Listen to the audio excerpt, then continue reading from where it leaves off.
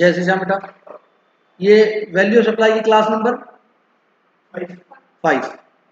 तो आप लिखा करो डेली उसके ऊपर बेटा क्लास 5 वैल्यूएशन सप्लाई की डेट भी लिखने की याद डाल लो। क्लास 5 हमारी अभी ये नोट्स में नोट कर लो, मेरे साथ में नोट कर लो, फिर मैं समझाता हूँ, ठीक है।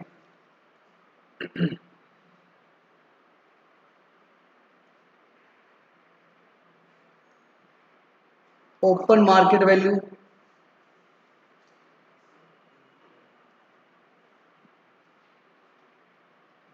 Of such supply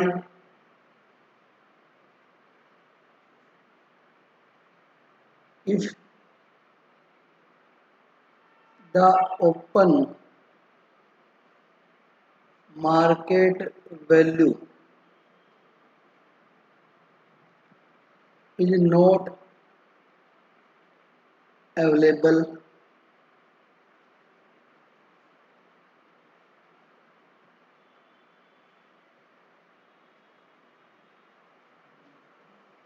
with the value of supply of goods or service like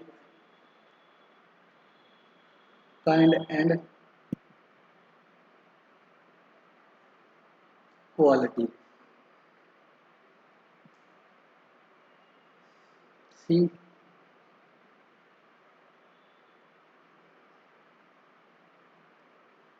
if value of supply is not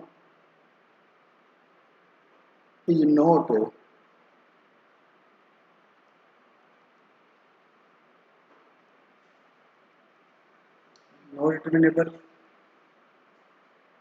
under clause A or clause B.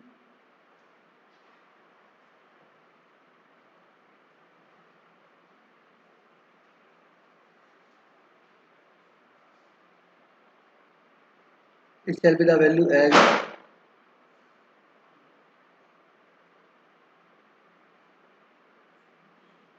determined by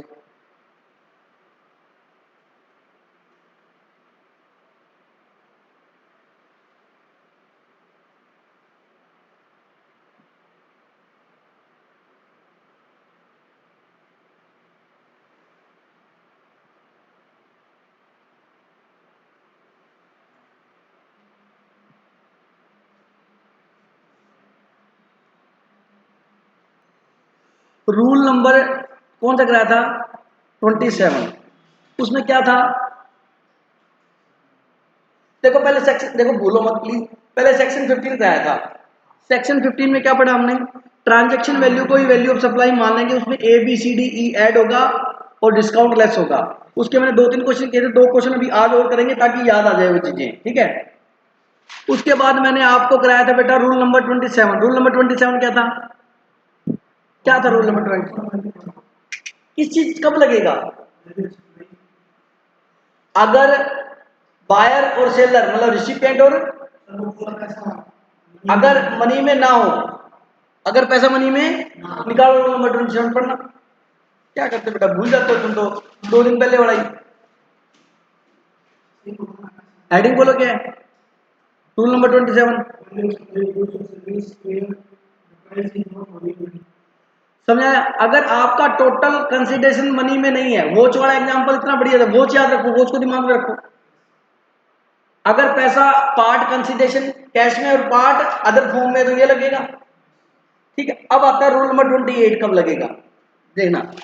value of supply of goods और service और both, good service की हो चाहे goods की हो चाहे दोनों की हो, बिटवीन डिस्टिंक्ट और रिलेटेड पर्सन। रिलेटेड पर्सन बताए थे मैंने आपको, कंपनी का पार्टनर, कंपनी का डायरेक्टर, एम्प्लॉई, रिलेटिव, ये क्या होते हैं रिलेटेड पर्सन, डिस्टिंक्ट पर्सन होते हैं। एक कंपनी की ब्रांच है, हेड ऑफिस, वो क्या होता है? रिलेटेड और डिस्टिंक्ट पर्सन। अगर वो बिटवीन डिस्टिंक्ट और रिलेटेड पर्सन, मतलब वो ट्रांजेक्शन जो है वो किस में हो रही है? रिलेटेड पर्सन में हो रही है। समझ गए? किस में हो रही है बेटा? रिलेटेड पर्सन में। ठीक है, जैसे फर्म की ट्रांजेक्शन पार्टनर के साथ हो रही है तो क्या कहलाएंगे? रिलेटेड पर्सन कहलाएंगे। कंपनी की ट्रांजेक्शन डायरेक्टर के साथ हो रही है, रिलेटेड पर्सन है। मतलब ट्रांजेक्शन किसकी? रिलेटेड या डिस्टिंक्ट पर्सन के साथ हुई है।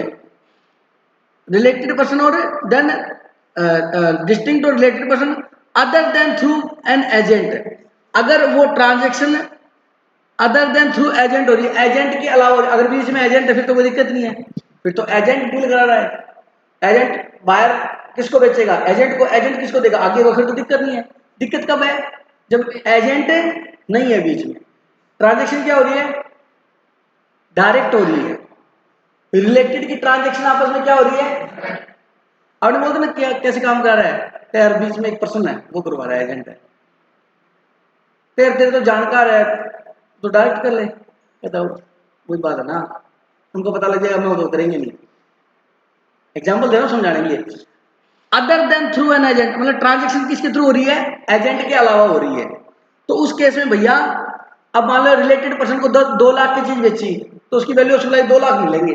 सारी मनी में है सर, फिर भी नहीं लेंगे क्योंकि वो क्या है? रिलेटेड पर्सन है। रिलेटेड पर्सन के तो हमेशा क्या लेंगे? Open market value. अगर नहीं है तो उसी तरीके का लाइक काइंड क्वालिटी के वैल्यू, फेयर मार्केट वैल्यू। और अगर ना ये है ना ये है तो रूल 30 और 31 लगेगा जो लिखा है। अब 30 और 31 कराऊंगा, अब टेंशन मत लो। अब 27 कराया, 28 कराया, अब 29 कराऊंगा, फिर 30 31 दोनों करा दूंगा। ये बात समझ आ गई? इसमें 2 ही बातें रखनी है, क्या? Open market value, like kind quality. समझा? अब यहां पर आपको ना बेटा एक बात पता होनी चाहिए, कंफ्यूजन हो जाएगी नहीं तो आपको। ये रूल कब लगेगा? जब क्या होंगे बेटा? रिलेटेड या डिस्टिंक्ट पर्सन होंगे। अंडरलाइन कर लो। इसलिए अब इस ऐसा क्वेश्चन करने के लिए पता होना चाहिए कौन कौन रिलेटेड होते हैं और कौन कौन डिस्टिंक्ट पर्सन होते हैं। ठीक है, तो सेक्शन 15 में डेफिनेशन दे रखी है रिलेटेड की और डिस्टिंक्ट की। डेफिनेशन वाला चैप्टर निकालो बेटा। तो इस ये सेक्शन बेटा रिलेटेड या डिस्टिंक्ट पर्सन है तब लगेगा। तो ये सेक्शन को करने के लिए आपको रिलेटेड या डिस्टिंक्ट पर्सन पता होना चाहिए। हाँ बताऊंगा अभी। रिलेटेड डिस्टिंक्ट एक तरीके की, ये बताता हूं नहीं, सुनना प्लीज बेटा। रिलेटेड और डिस्टिंक्ट में फर्क होता है, अभी बता देता हूं। रिलेटेड पर्सन में अपने पढ़ते हैं कि यहां हमारे को जीएसटी में इन्होंने लिखा हुआ है, ठीक है, पेज नंबर 69 है इंग्लिश मीडियम की पेज बुक बेटा, और हिंदी में आप देखना। चैप्टर कौन सा बेटा? ये चैप्टर मैंने कराया था तब आपको समझाया हुआ है, इसको दोबारा समझा रहा हूं। इसके ऊपर क्वेश्चन आ सकता है और हमसे क्वेश्चन गलत हो जाता है फिर। अब सुनो, according to provision of section 15 of this act, person shall be deemed to be related in the following cases: person of officer और डायरेक्टर, कंपनी या बिजनेस का कोई ऑफिसर या क्या है? डायरेक्टर है। उसके बाद बोलता है such person are legally recognised partner in a business, कोई बिजनेस में लीगली पार्टनर माना गया, मतलब पार्टनरशिप फर्म का, मतलब सीधी बात है पार्टनर लीगली पार्टनर बनता है तो फर्म का वो पार्टनर है वो क्या माना जाएगा? रिलेटेड माना जाएगा। पर्सन आर एम्प्लॉयर, एम्प्लॉय को माना जाएगा एनी पर्सन वेदर डायरेक्टली और इनडायरेक्टली होल्ड ऑन और कंट्रोल 25% और मोर द वोटिंग पावर, मतलब कोई कंपनी दूसरी कंपनी पर डायरेक्टली और इनडायरेक्टली 25% कंट्रोल करती है। होल्डिंग सब्सिडी के रिलेशन के लिए कितना है? 51%, 51 है। और ये कहता है कि कोई कंपनी डायरेक्टली या इनडायरेक्टली किसी में 25% या 25% ज्यादा कंट्रोल करती है तो वो भी रिलेटेड कहलाएगी। सर डायरेक्टली का मतलब क्या हुआ? जैसे ए कंपनी है और ये है मान लीजिए राम लिमिटेड, राम लिमिटेड एक कंपनी के 30% शेयर होल्ड करती है, ये क्या कहलाएगी? रिलेटेड कहलाएगी।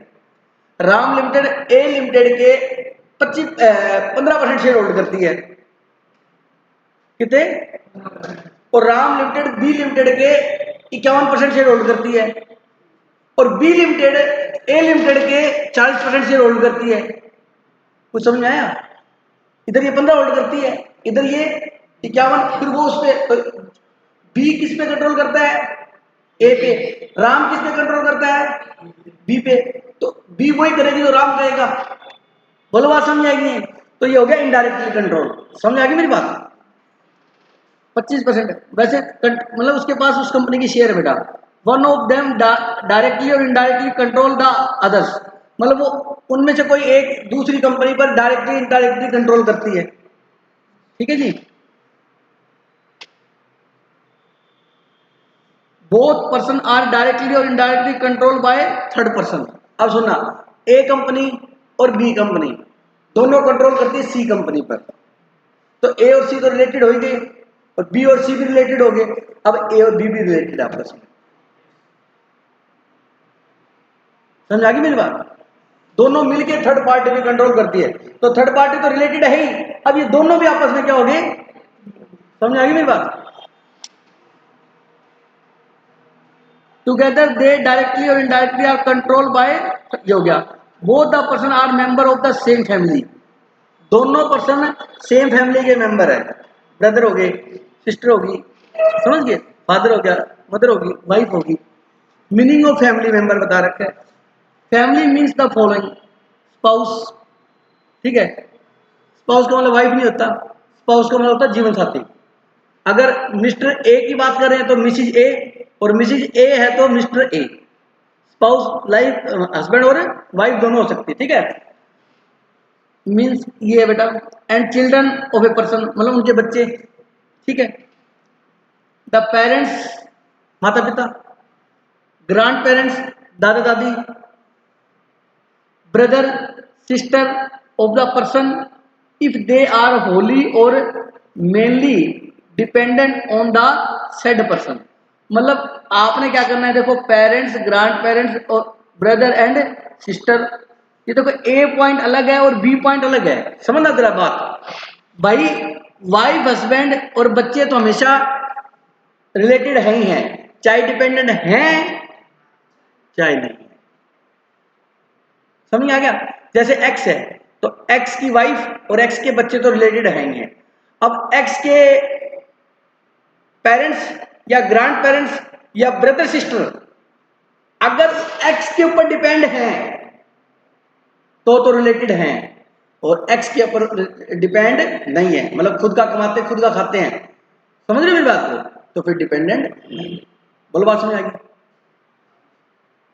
इतना याद रखने की जरूरत नहीं, मोटा मोटी याद होगी। इसमें यह है कि कंपनी का डायरेक्टर हो गया, कंपनी का एम्प्लॉय हो गया, पार्टनर हो गया, एक कंपनी दूसरी कंपनी में कंट्रोल करती है, 25% वोटिंग पावर है, दोनों कंपनी एक दूसरे पे कंट्रोल करती है, दोनों मिलकर तीसरी पे कंट्रोल करती है, और फैमिली मेंबर।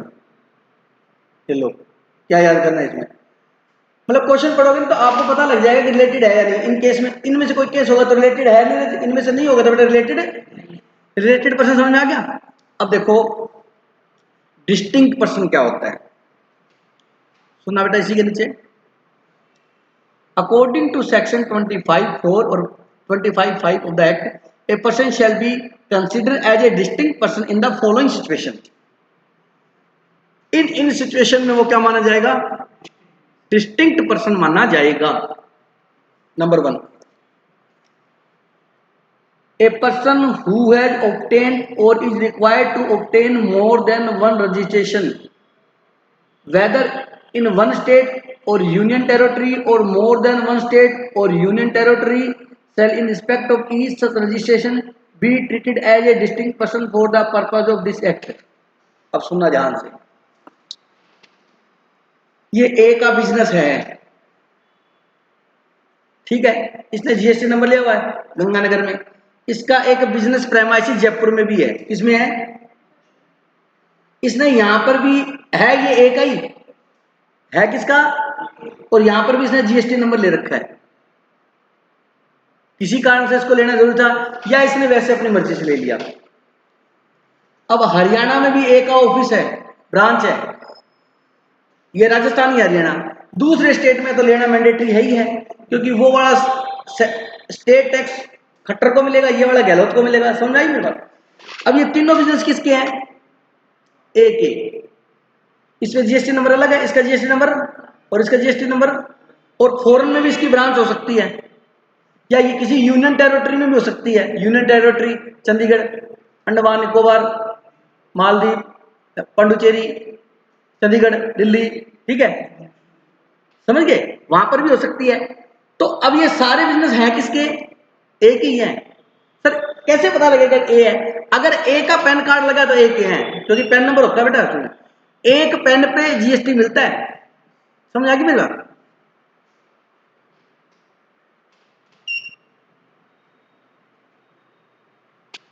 अब ये सारी जो है ना, ये डिस्टिंक्ट पर्सन है। ये बोलो समझ आ गया नहीं आ गया? ये डिस्टिंक्ट पर्सन, क्लियर हो गया मेरी बात? और वो क्या है? Related person. A B C D E F G H, कितने केस है? 8 सेक्शन है बेटा, ये तो आपको याद करने के लिए, मतलब ये बात इस सेक्शन में लिखी हुई है, ठीक है, सेक्शन है। अब ये नोट कर लिया आपने? चलिए अब अपने क्वेश्चन करते हैं बेटा।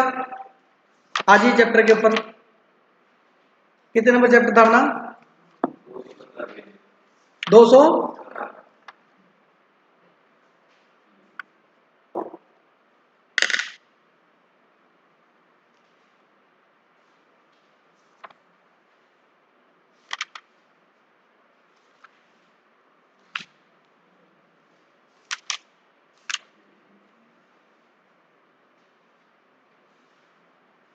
देखो बेटा, इसी एग्जाम्पल नंबर 6 निकालिए आपकी बुक का, एग्जाम में भी आया हुआ ये क्वेश्चन। एग्जाम्पल नंबर 6 निकालिए।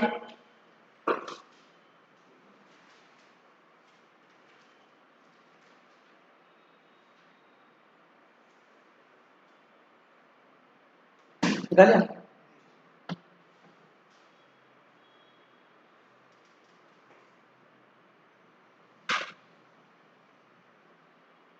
देखिए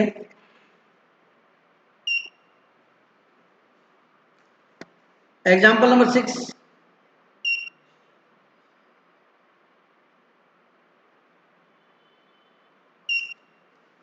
mister Dinesh who carry on business in Udaipur, इसका बिजनेस क्या है बेटा? उदयपुर में। हैज परचेज 15,000 पार्कर पेन, उसने 15,000 रुपए के पार्कर पेन खरीदे बेटा 6 लाख रुपए में। मैसर्स कुमार डिस्ट्रीब्यूटर लोकेट इन इंदौर, इंदौर एमपी में बेटा, ठीक है। उसने इंदौर से पार्कर के पेन खरीदे और वो खुद कहाँ रहता है? उदयपुर, उदयपुर राजस्थान। एक स्टेट से दूसरे स्टेट में आईजीएसटी लगेगा, क्या लगेगा? Yes. Mister Dinesh wife is an employ in Kumar distributor. Question देखो क्या कह रहा है, कहता है जो दिनेश की वाइफ है वो कुमार डिस्ट्रीब्यूटर में जॉब करती है। मतलब इसमें दिनेश क्या है? बायर, ठीक है। और कुमार डिस्ट्रीब्यूटर क्या है? सेलर, मतलब सेलर, मतलब वो सप्लायर हो गया और ये रिसिपिएंट हो गया। रिसिपिएंट की वाइफ उसमें एम्प्लॉई है। बोलो बात समझ आ गई नहीं आगे? आंसर मत पढ़ना प्लीज, इंटरेस्ट खत्म हो जाएगा क्वेश्चन का। पढ़ लिया? आंसर पढ़ लिया? कितना नंबर पेज था वो? हाँ कॉमन, अब चेक करते हैं ना अपने आप कितना। जैसे चाहे आंसर मत पढ़ना प्लीज भाई साहब। The price of each Parker pain in the open market ₹50। Market में अगर ये पार्कर का पेन बेचे तो 50 रुपए का मिलता है एक। इसने 15,000 पेन खरीदे 6 लाख रुपए में, तो 6 लाख डिवाइड में 15,000 करना, एक पेन कितने का पड़ा? 40 रुपए। मतलब इसको 40 रुपए में मिला पेन, ठीक है। The additional charges of ₹8,000 for delivery of goods to the recipient place of business, कहना उसके उदयपुर पहुंचा के देगा पेन, उसके 8,000 रुपए लेगा डिलीवरी चार्जेस।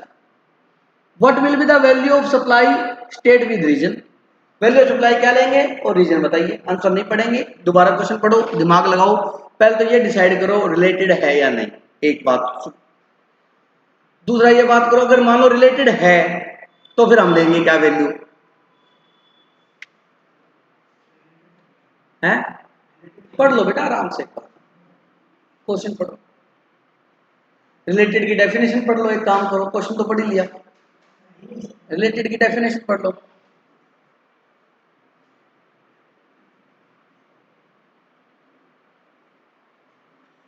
भाई हमने वहां पढ़ा था एम्प्लॉय और एम्प्लॉयर क्या है, रिलेटेड है। तो दिनेश की वाइफ और कुमार डिस्ट्रीब्यूटर रिलेटेड है, बट ये काम कहा था कि एम्प्लॉय का जो स्पाउस होता है वो भी रिलेटेड होता है, पढ़ा कहीं पे? भाई हमने कहा एम्प्लॉय और एम्प्लॉय रिलेटेड है नो डाउट, बट एम्प्लॉय का स्पाउस भी रिलेटेड है, ये पढ़ा है? नहीं पढ़ा, रिलेटेड नहीं है। अब आपने ये लिखना है कि ये दोनों जो है वो आपस में रिलेटेड नहीं है। Mister Kumar distributor and Mr. Dinesh cannot be considered as a related person on the basis that wife of Mr. Dinesh is a employee of Kumar distributor। इस बिहाफ पर हम उसे रिलेटेड नहीं मान सकते कि उसकी वाइफ वहां पर जॉब करती है, क्योंकि वो रिलेटेड की डेफिनेशन में कवर नहीं है। ये लो है बेटा, लेक्चर देने में बहुत काम आती है लो। हम इस बिहाफ पर ये कह सकते हैं क्योंकि जीएसटी एक्ट के रिलेटेड पर्सन की डेफिनेशन में कवर नहीं है। हमारे पास बेस है कहने का, आपके पास क्या है? मेरे पास मां है। Wife of mister Dinesh and mister Kumar distributor shall be considered as a related person and there exists a relationship of employer and employee between the two, therefore the transaction value of the contract shall be considered as the value of, बोलो बेटा, value of supply, all the expense incurred by the supplier till the time of delivery of goods to the recipient shall be added in the transaction value। हाँ 6 लाख में खरीदा, incidental expense तो add होते ही हैं, याद करो ABCDE वो दे देंगे। तुम्हारा रूल 28 नहीं लगेगा, 27 लगेगा ना, वो कब लगता है? कुछ कैश में, कुछ कुछ घड़ी वॉच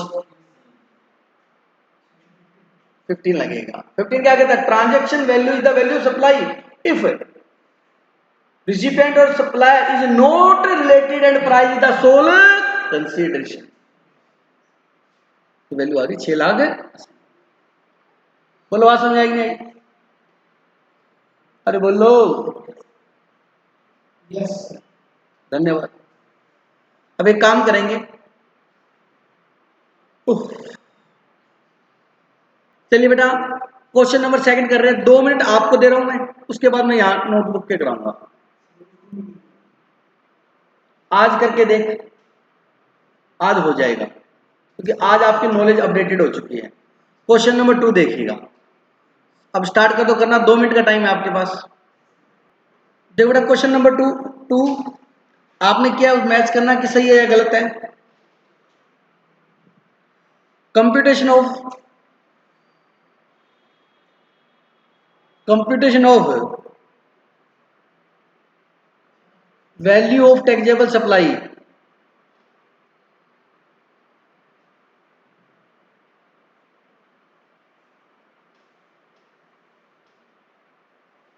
देखो क्वेश्चन में ये लिखा हुआ है कि कॉन्ट्रैक्टेड वैल्यू कितनी है,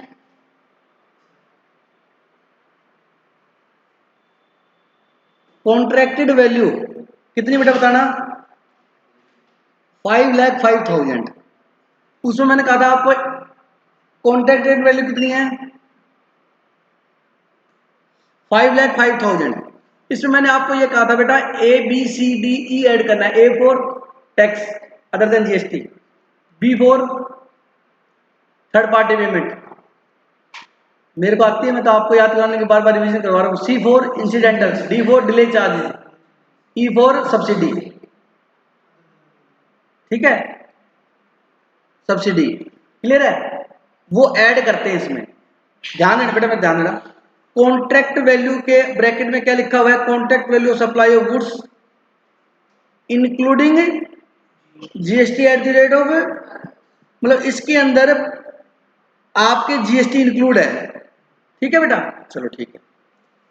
अब क्वेश्चन बोलता है contracted value of supply includes the following, ऊपर जो कॉन्ट्रैक्टेड प्राइस दे रखा है 5,05,000, उनके अंदर ये इंक्लूड है, ये क्या है, नंबर 1 क्या इंक्लूड है, कॉस्ट ऑफ प्राइमरी पैकिंग, क्या जो गुड्स की पैकिंग है उसकी कॉस्ट इंक्लूड है, हाँ ठीक है। तो इंसिडेंटल एक्सपेंस ऐड करते हैं ना अपने, हेलो इसने ऐड किए हुए हैं, अब बच्चा कहता मैं तो ऐड दोबारा करूंगा, गलत हो जाएगा।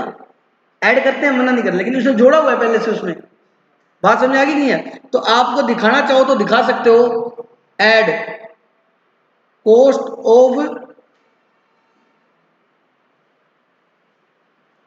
प्राइमरी पैकिंग, ऐड होना था लेकिन नील क्यों कर दिया, क्योंकि हमने ऐड किया हुआ है, ठीक है। उसके बाद next, cost of protecting packing of recipient request for safe transportation, कहता अच्छी पैकिंग की, प्रोटेक्टिव, जिससे गुड्स खराब ना हो, किसकी रिक्वेस्ट पे, रिसिपिएंट की। लेकिन उसके जो चार्ज है वो ऑलरेडी कॉन्ट्रैक्ट प्राइस में जुड़े हुए हैं, क्योंकि नीचे देखो हेडिंग क्या है, the contract value of supply include the following 1 2 3, इन तीनों को कॉन्ट्रैक्ट वैल्यू में शामिल किया हुआ है। जब इनके पैसे वो इसमें जुड़े हुए हैं तो दोबारा क्या जोड़ोगे आप? समझ आई कि नहीं आई बेटा, बोलो, अरे बोलो। कॉस्ट ऑफ स्पेसिफिक पैकिंग, उसकी कॉस्ट भी जुड़ी हुई है, ऐड, ठीक है जी। उसके बाद थर्ड, डिजाइन और इंजीनियरिंग चार्जेस भी लिए उससे, लेकिन वो उसमें जुड़े हुए हैं। बोलो बेटा, हम ऐड करते हैं कोमल, लेकिन डिजाइन एंड इंजीनियरिंग चार्जेस जुड़े हुए हैं इसलिए नहीं जोड़ रहे, मैंने लिख दिया नॉलेज के लिए, जुड़े हुए हैं, ठीक है जी। उसके बाद आ जाओ बेटा अदर इंफॉर्मेशन में। अब अदर इंफॉर्मेशन का मतलब ये हुआ युवराज कि अब कॉन्ट्रैक्ट प्राइस में तीन चीजें जुड़ी हुई थी बस, अब अदर, अब नई बात बता रहा है, ठीक है। अब कहता है commission paid to agent by recipient on instruction of supplier, वो कहता है कि सप्लायर ने ये कहा कि एजेंट को तो कमीशन दे देना। एक बात बताओ, सप्लायर क्यों कहेगा एजेंट को कमीशन देना? इसका मतलब आपने वो पेमेंट किसके ब्याह पे की है? सप्लायर के ब्याह पे। इसका मतलब सप्लायर को आपने, ये पहले एग्रीमेंट हुआ होगा आपका कि एजेंट को कमीशन भी तू देगा, तो मैंने ये कहा था आपको क्या क्या जुड़ेगा, सारे खर्चे जुड़ेंगे रास्ते के, गुड्स के ABCDE। तो सप्लायर को पेमेंट दी है और एजेंट को पेमेंट दी है, किसके ब्याह पर दी है? सप्लायर ने कहा है, तो वो भी हमारी कॉस्ट का क्या है, पार्ट है। आप अपने ब्याह पे देते हैं, ठीक है, आपका खर्चा था, लेकिन आपने गुड्स खरीदने के लिए सप्लायर से, सप्लायर ने कहा है कि आप पेमेंट देना, इसका मतलब ये हुआ कि उसने कॉन्ट्रैक्ट प्राइस में से पहले से कम कर दिया होगा कि भाई इतना पैसा तो मेरे को कब दे देना, और इतना तो किसको दे देना, एजेंट को दे देना। बोलो बात समझ आएगी नहीं? कमीशन का समझ आ गई? तो गवर्नमेंट कहेगी ऐसे तुम पैसे कम करा लोगे तो हमारे GST कम हो जाएगा। तो सप्लायर के ब्याह पर अगर कोई भी थर्ड पार्टी को पेमेंट की हो, याद करो बी पॉइंट क्या था, थर्ड पार्टी पेमेंट। अब फर्स्ट सेकंड पार्टी तो सप्लायर रिसिपिएंट होते हैं, अब एजेंट को, थर्ड पार्टी को पेमेंट किसके ब्याह पे की? सप्लायर के ब्याह पे। बी पॉइंट ये तो बोलता है, अरे बोलो बेटा वो चार्ट लिया, याद करो, बी पॉइंट क्या बोलता है, recipient paid payment to third party on the behalf of supplier, add करो, ऐड, क्या लिखा है, कमीशन पेड टू एजेंट, कितना कितना बेटा, 5,000।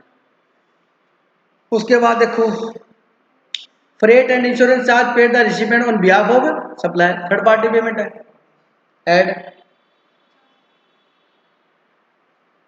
फ्रेट एंड इंश्योरेंस कितना बेटा, जोड़ दो, कितना हुआ, 55,000 हो गया ना ये, इसमें जोड़ दो बेटा, 5,60,000, ठीक है। अब ये 5,60,000 आ गया, ऊपर हेडिंग में देखो क्या लिखा होता है, इसमें GST क्या है बेटा, इंक्लूड है। तो अब अपने को वैल्यू ऑफ सप्लाई होती है without GST, value of supply भी क्या लगती है, GST लगती है। तो मैंने कहा GST जुड़ी हुई तो उसमें से लेस कर देना, समझ आ गई? तो लेस GST। अब ये 5,00,000 कितना बेटा, 60,000, इसमें दो चीजें, एक तो वैल्यू सप्लाई है और एक क्या है, GST है। तो डिवाइड भी किससे करेंगे, 2 से करेंगे, वैल्यू ऑफ सप्लाई 100 है और GST कितनी है, तो डिवाइड किससे करेंगे, 112 से। वैल्यू ऑफ सप्लाई चाहिए तो इंटू 100 कर दो, GST चाहिए तो इंटू 12 कर दो। अब इंटू 12 करोगे तो GST आ जाएगा, तो इस GST लेस कर दोगे तो फिर क्या बच जाएगा, वैल्यू ऑफ सप्लाई कितना है, बताओ बताओ कितना, 60,000, ये क्या आ गया, 5,00,000। ये 5,00,000 क्या कहलाएगा नीरज, इस 5,00,000 का 12% लगा GST, 60,000 ही आएगा, समझ आ गई? जीएसटी किसके ऊपर लगाते हैं? वैल्यू सप्लाई पे लगाते हैं। इस 5 लाख पे जीएसटी लगेगा 12%, 60,000 आएगा। तो सर आपने लेस क्यों किया? अपने को वैल्यू सप्लाई निकाल के दिखानी थी, उसमें जीएसटी जुड़ी हुई थी तो लेस कर दिया। इस पे जीएसटी लगता, लगा के देख लो 5 लाख का 12% 60,000 आता है, गलत हो जाएगा। वो ये मान के रहे। अब देखा जाए तो इस बुक की गलत एजम्पशन है ये, मैंने कई बार बोल दिया। उसने इस वैल्यू में बोला था इंक्लूडिंग जीएसटी, अब इनमें कब बोला जीएसटी इंक्लूड है? बट क्या करें, अब मेरी बोलो मैं सही हूं या गलत हूं, मानते नहीं। ठीक बेटा, अब एक काम करो, क्वेश्चन नंबर 30 अपने आप करो, 2 मिनट का टाइम, फटाफट करो बेटा, शाबाश। ये क्वेश्चन नोट करके क्वेश्चन नंबर 30 करो।